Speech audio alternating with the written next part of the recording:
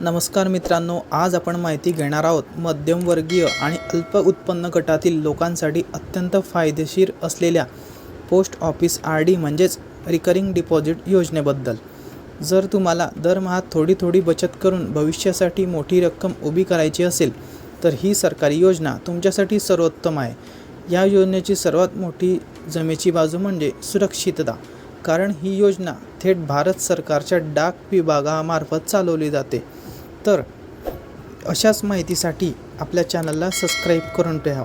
अशीच माहिती आपल्या चॅनलवरती आपण देत असतो। तर या खात्याची सुरुवात तुम्ही दरमहा केवळ 100 रुपयांपासून करू शकता आणि गुंतवणुकीसाठी कोणतीही कमाल मर्यादा नाही।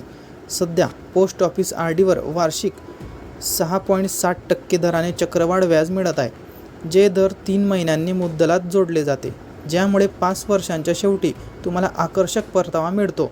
ही योजना 5 वर्षाच्या कालावधीसाठी असते, ज्यामध्ये तुम्हाला एकूण 60 हप्ते भरावे लागतात।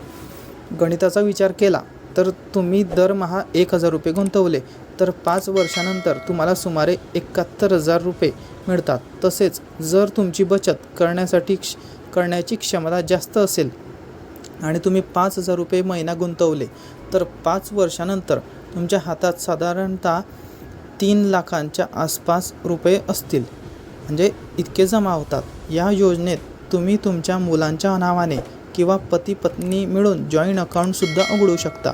जर तुम्हाला अचानक पैशांची गरज पडली तर 1 वर्षानंतर तुम्ही जमा रकमेवर 50% कर्ज घेऊ शकता किंवा 3 वर्षानंतर खाते मुदतपूर्व बंदही करू शकता।